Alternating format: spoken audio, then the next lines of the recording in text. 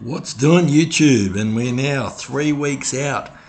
So things are getting close and things are starting to get really hard with the diet. I think I've improved a little bit on last time. I think I'm still getting a little bit harder from the last video and still on the right track. So pretty happy with where I'm at the moment, but there's still some work to do. As far as the Adelaide comp goes, well, I've booked my flights, but I'm still not 100% sure whether I'm going to be doing that show because the rules with their restrictions are you're going to have to quarantine until you get your test results back, so that could be 72 hours, and I was only going to go for 3 nights. So I'm still up in the air whether I'm going to go to Adelaide. I really want to do the competition. At the moment, I might still go. Just take the risk. What the worst that can happen is I might not be able to compete, but as long as I can get back to Sydney and do the New South Wales show the next week, I think it'll be all good. But you should be able to get the test back before. They said between a couple of hours and 72 hours. So I mean that's not leaving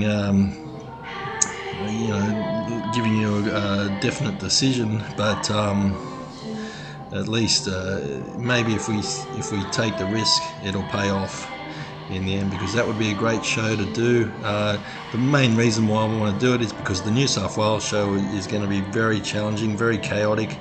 So just to make sure that I get the most out of my prep, I always like to do the smaller shows. It helps out the promoters and helps out the smaller states like South Australia, and also you get to get a bit of practice on stage before your major comps. They've also set the dates for the Nationals, which is going to be in Brisbane this year, and that's going to be on the 6th of March, so have to get on to booking that sort of stuff soon, but very excited to do all the comps.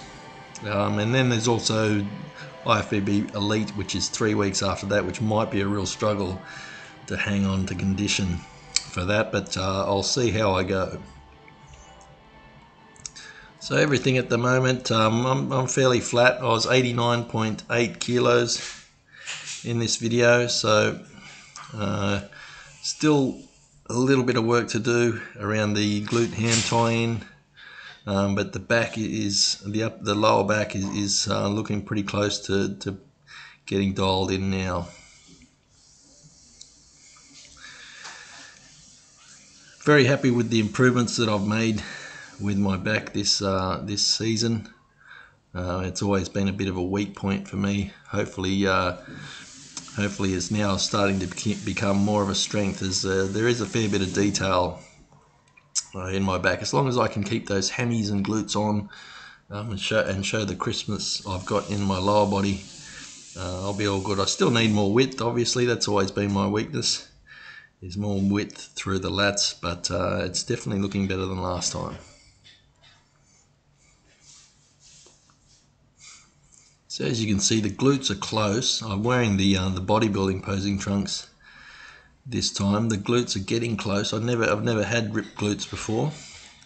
It's always just kind of been that's as close as I've got to where they are right now.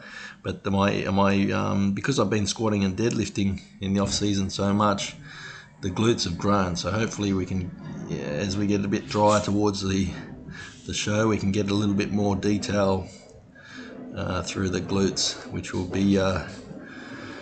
look good on stage. So I am a little bit flat in this video. It's Saturday morning. I normally carve up on Sunday, so towards the end of the week the energy levels are not so great, but I'm still happy with how much sort of fullness I have, even though I'm fairly low in calories and keen on a big refeed. Legs are looking good. I'd still like to get more sweep on the quads. Abs, I need more definition through the abs. It's a bit of a weak point, but I've been working a lot lately on abs and trying to control the stomach. The hernia doesn't help. The hernia operation that I had doesn't help in that lower part of the abs, but I'm just going to have to keep working at it.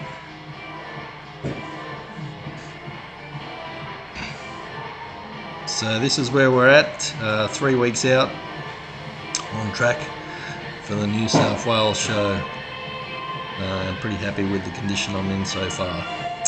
And I'll just take you guys through a back and biceps workout that I did. So this is a second back workout for the week, and it's just areas where I'm a little bit weak. So this is an exercise that I learned from Charlie Duca that I find works really well, just because of the angle. There's sort of like constant tension through the whole range of motion, and I really feel this right in the tricep and lat tie-in, which is where I'm very weak, and it's helped me with a lot of mind-muscle connection with this exercise. So I do this, he's got me doing this actual exercise before every upper body workout, and I can definitely notice a difference, and it does transition over into the rest of my back training.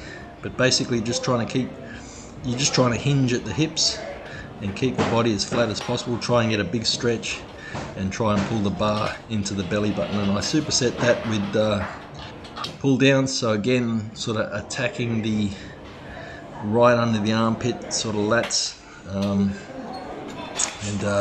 this is an exercise that I'm not the best at. I get a massive pump in my upper lats after this combination.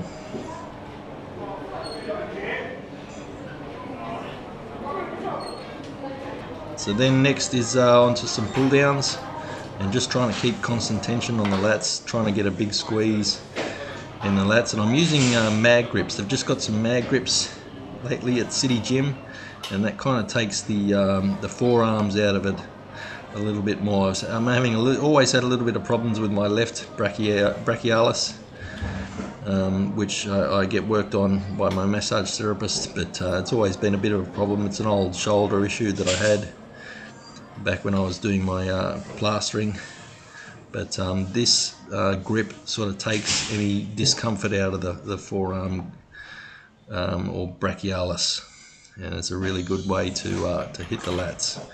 Then next up is this Watson rowing machine. So this is a different sort of rowing machine. It's more designed to hit your upper back. So I'm really trying to squeeze my shoulder blades together here, hit my mid and upper traps, trying to elevate and retract my scapula as much as possible.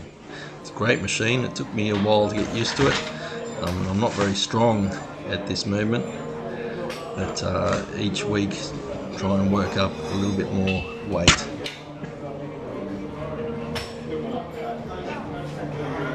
So then it's on to biceps, and I like to start my biceps with a superset. So what I'm doing with this superset is I'm trying to hit the biceps at the shortened range, so when there's flexion at the shoulder, which is the spider curls, and then I flip around on the bench and trying to have my shoulders extended so there's more stretch on the biceps. So this one, just working on squeezing at the top, trying to bring the dumbbells as high as I can and really squeeze those biceps, and then straight to incline curls. I need a little bit lighter weight for the incline curls, as I'm not as strong at this movement, but I'm trying to get my shoulders as far back as possible and get a big stretch on those biceps. And after this you get a massive pump in the biceps, and it's always been a great way to start off the workout. As you can see, not using using quite light weight. I think this is only about 20 pounds, but definitely does the job.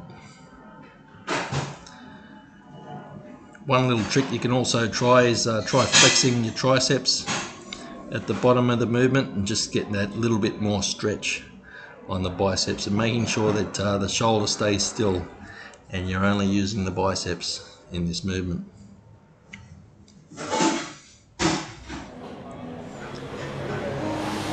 Then it's on to more bread and butter exercise. So I like to do dumbbell curls, and you can see that the bench is now a little bit more upright. So just trying to work through the mid-range of the curl here, trying to sort of, this is where you want to use a little bit heavier weight. I think I went up to about 40 pounds. and as you can see, I'm trying to get about 6 to 8. And it doesn't. I don't mind cheating a little bit with this exercise. Obviously not too much, just the last few reps. And the last few reps I do one arm at a time, but always trying to keep the form as good as possible. Then next up is reverse curl, so hitting more forearms. I'm pretty weak at this exercise. It's a heavy sort of bar, this one, but just trying to hit the lower part of the biceps and the forearm tie-in, aiming for about 12 reps, 8 to 12 reps. As you can see there, that's pretty much the last one. So I'm pretty cooked. Always trying to get a negative out as well. Always going to be a bit stronger with the negative. And I superset that with hammer curls on the preacher bench. So a fairly light dumbbell, that's all I need here, so about another 20 pounds.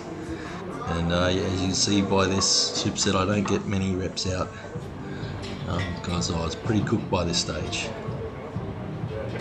That was the end of the bicep workout. Biceps are a pretty good muscle for me. It's always been pretty easy to connect to, so I don't need to do a whole lot.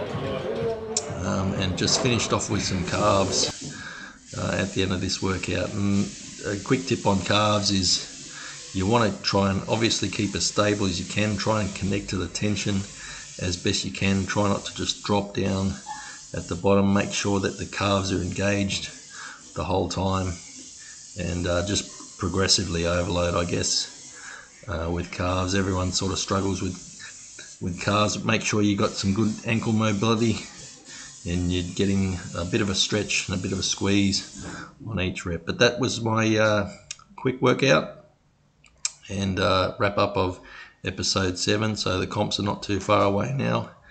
Hopefully you guys keep following along, and I'll catch you guys again soon.